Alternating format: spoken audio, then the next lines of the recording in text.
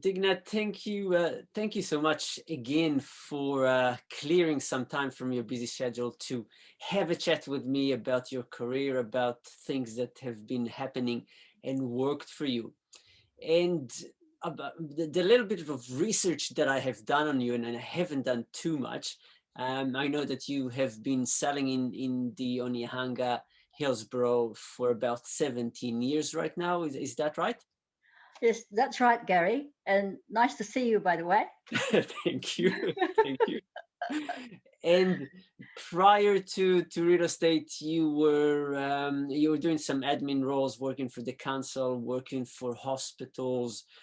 And I'm really curious. Well, one of the things that I'm always fascinated by is why did you decide to get into real estate? What prompted you to get into the industry? Well, Gary, I got into real estate because a number of my colleagues mentioned to me that I would be good at it because of my positive energy and good work ethic. Hmm. At first, I was a little bit nervous, but I decided to give it a go. And so I did. And I never looked back. Yeah, yeah. Were you as nervous starting real estate as you were nervous before us starting this interview? Is that the same? Very much so, very much so. It's a big change in my life, in my work life, as well as getting into real estate is that I didn't really know much about. Mm. It is, but I gave it a go, and as I said, I never look back. I am really enjoying what I do. Yeah. Um, yeah. So I've lived in Hillsborough for nearly 45 years, Hmm. including raising three children in the area. Consequently, Hillsborough and Onehunga areas are the natural areas that I concentrate on. Yeah. Yeah. So it's it's a very good area to work in because it is where I live and I can speak from my heart Mm. about what goes on Yeah. in Yeah. the area. Yeah. Yeah. Yeah. Oh, interesting. So with your uh, if I take you a little bit back to the beginning of you starting with the career, um, two questions. Do you think that your background in admin and working in the council and dealing with people, do you think that this is something that was helpful for you, that made it easier for you to transition into real estate?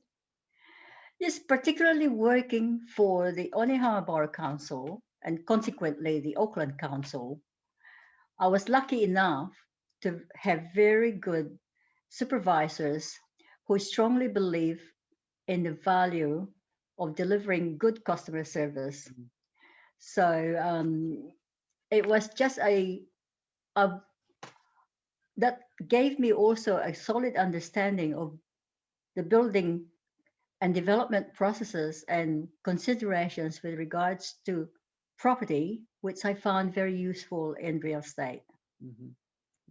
That was a really good introduction to property. Yeah, yeah. So you had that background, you had the basic understanding of properties and how things work, and then real estate transitioned a little bit easier because of that. That's quite right, Gary. Yeah, Okay. it And really helped me. right. And in your first, because in real estate for most people, the first 2 years, sometimes 3 years, I know for me it was because I was so useless when I started. It took me about 4 years. But usually the first 2 years are the hardest years in real estate when you build your reputation, when you start your business. How were your first 2 years? Was it easy? Did you find that you became relatively successful quickly, or was it a lot of hard work to build up? I had um, I had a number of contacts that really helped me um, start my career. A lot of people that I dealt with uh, in my previous job at the hospital. Hmm. Um, it's interesting because uh, I look back and I have had people who I haven't met before who remembered me. I mean, I've met them before, but they remember me more, and they have moved away from the area. And when they came to sell their property, they remembered having met me Mm. in the work area, and so they've contacted me, and I was very lucky to have that group of people. Hmm. Also, I have people in the area where I live um, know that I am in the industry, and I did door knocking in the Oh street wow. where I live. Yeah. Uh, that really gave me a good start. It's interesting because it is a very good way of gathering information about people who might be thinking of selling, Mm. but they have seen me walk the street before. Yeah. I used to help in the local school where my children went to school. And also, I remember doing a petition on a service station that was about to be constructed in our street. And I gathered petition and organized a, um, a report to voice our opinion about it, Hmm. and it became the first test case of the Resource Management Act. Yeah. Um, we won that battle, Oh and wow. that was a very good exercise to do. Mm. Yeah. Yeah. So really with starting, you had two things that were working in your favor. One is that you were already quite well connected and networked in the area that you were, that made it a little bit easier. But you weren't afraid to actually go out and knock on doors and introduce yourself and talk to people. Is that right? Yes, it's at first it was a little bit nerve wracking, but as I got a bit of good feedback from the people that I talked to, it was actually it got easier, Mm. and it's it's a very good way of prospecting. Yeah. One of the Yeah. good ways, yeah. Yeah. So if I can be a little bit um how shall I say, not tricky, but a little bit more inquisitive, your method of door knocking, was it more about knocking on doors and saying, hey, do you want to sell your house? Or was it more about, hey, this is who I am, and just introducing yourself and trying to build relationships? Which one did you use? Well, I think one thing is I think it's introducing myself and letting them know that I live in the area, as well as if they need some help, Mm. that I could help them because I know the area very well, Yeah. being a resident in the Yeah. area. So they, I feel I have gained some connection with the people in the area, Mm. so they trust me. There's some connection there, Yeah. that we are in the same living in the same area, so they I can connect with them in that way. Mm. Yeah. Yeah. Oh, very interesting. And do you find, because one of the things that really surprised me in real estate was that many times we go and we meet somebody and we get along quite well, but we don't get any business from them, but we will get the business maybe a year, 2 years, 5 years down the track. Are you still getting business from people right now that you met maybe 15 years, 10 years ago? It's funny you should say that. The other day, I got a call from someone I used to work with in the borough council, Right. and this would be going back way back. in the late 80s, Wow. when Onehunga Bar Council Wow.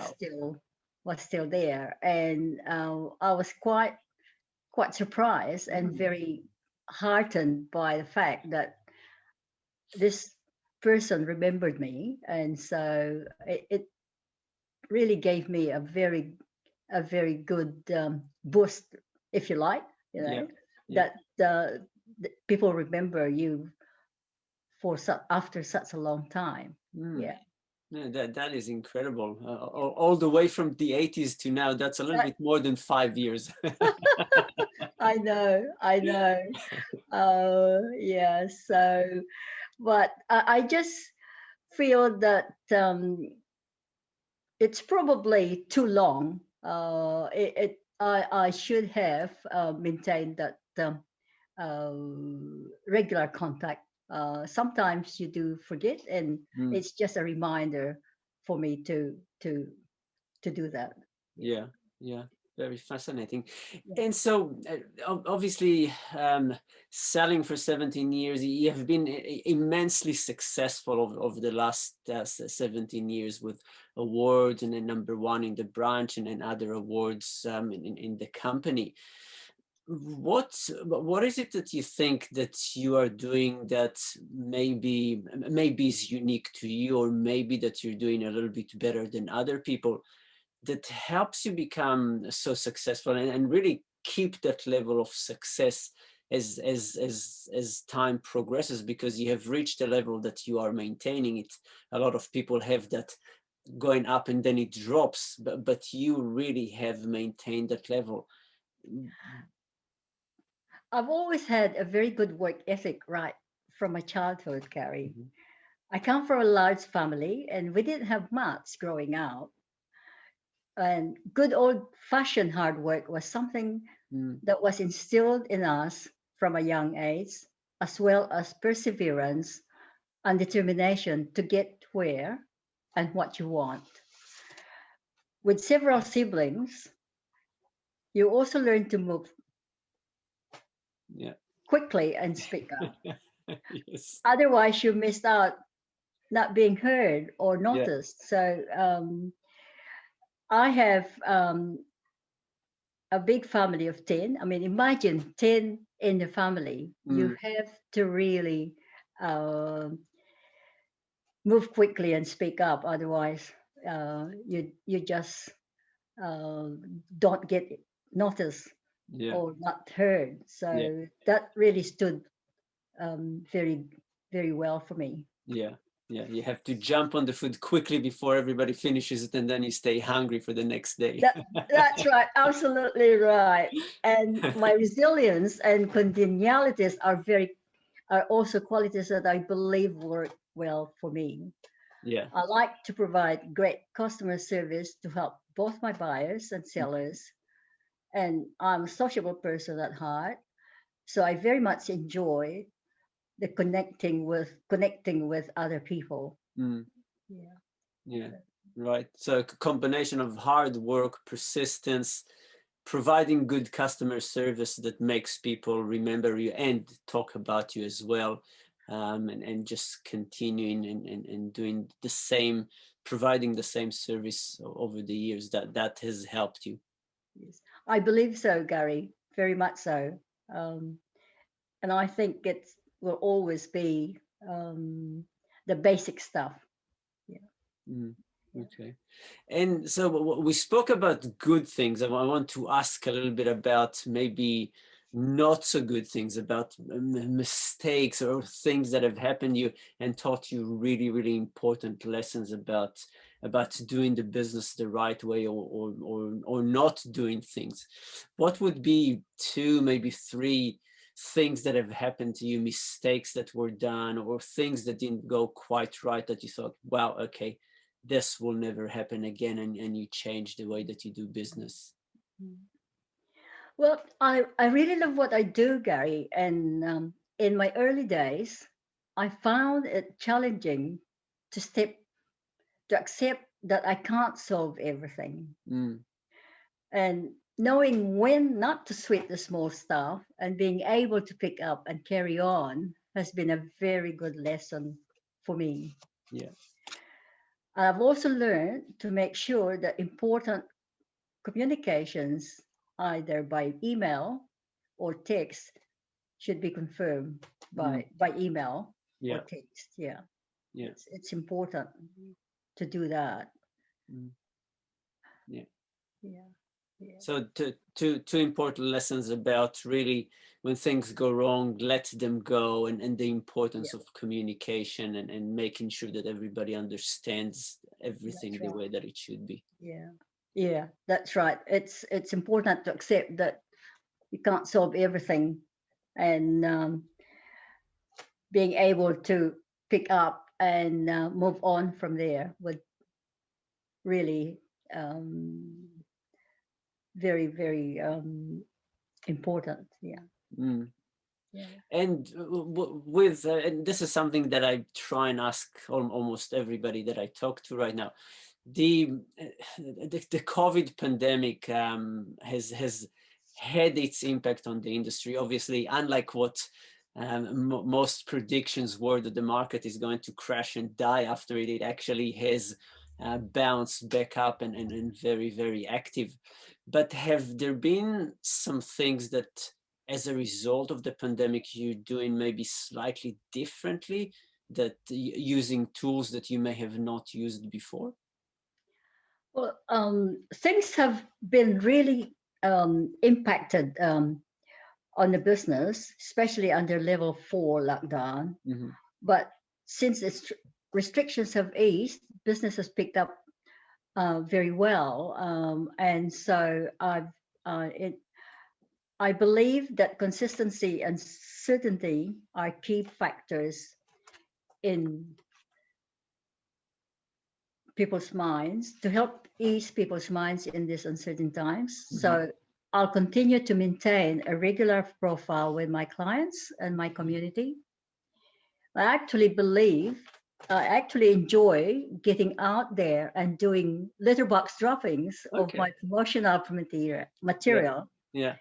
It helps me keep fit and sane, and also keep me abreast of what's happening in the neighborhood. Mm. Yeah, it's a really good point. And I think there's been, because obviously there's a lot of push on technology right now. Everybody's going into social media and Instagram and TikTok or whatever are the latest trends. But a lot of people have stopped doing letterboxes or mailbox drops, and I notice it in my letterbox that it hardly ever happens. So by you doing this, you're actually in some funny way standing out from everybody else, isn't it? Yeah, yeah. I think I still believe in doing it. I mean, I'm out and about every day anyway, so I might as well kill two birds in one go Yeah, and do that. Yeah. yeah. Um, I think it's a little bit more than two birds, because you're staying fit, you yeah, are learning what's happening in the neighborhood, possibly even talking to people, yeah, and delivering flyers, which does the marketing campaign for you. So yeah, yeah, yeah, that's very yeah. good. Hmm. Yeah. Funnily enough, I was doing that the other day, and a car stopped across the road, and she was quite surprised to see me and said, "Oh, hello, Digna. How are things? And I see you've just sold number 21. And what's the market doing?" And I said, "Yeah. Any plans on from your end?" And she said, "Yes. As a matter of fact, we are thinking of Wow. selling." So it was an opportunity Yeah, that really just sprung up out of the blue. So yeah, you never know. You never that's right. know who you might bump into. And that's just real estate, isn't it? Yeah, Another yeah. surprise. Yeah. It is. It is. That's the incredible thing in real estate, that you just never know where things are going to come from. So as long as you just expose yourself to people or Yeah. opportunities, yeah. Yeah. Oh, Yeah. Fabulous. All right, one more question, and that's going to be a hard one because I'm going to ask you to look into your crystal ball and try and predict the future. Oh, So we have the election in New Zealand. We have the election in the United States as well, which will obviously have some impact. What are your thoughts? Do you think the market will continue to be as active as it is right now? Do you think that it might slow down after the elections or maybe pick up? How, from your experience selling for so many years, what, and obviously it's impossible to predict, but what are your feelings? well, having been in real estate for many years, Gary, I've been through several real estate cycles, Mhm. and I'm not particularly worried about the future um, because there's strong demand from expat Kiwis wanting to come back, Mhm. and the continued lack of supply of new housing actually drives up. It's all about supply and demand always, Yeah. and it will ensure there's two factors: higher demand than normal because a lot more buyers, a lot more Kiwis coming back Mhm. to New Zealand. That will constitute the demand, and then the supply being not able to keep up with that demand will ensure that real estate will be in a good health, if Yeah. you like. And also with low interest rates Mhm. expected to continue, I think we will still see a healthy and buoyant market for a while yet. Yeah. That's my prediction. I Yeah. may be wrong. I could be wrong, but Yes. that's how I feel.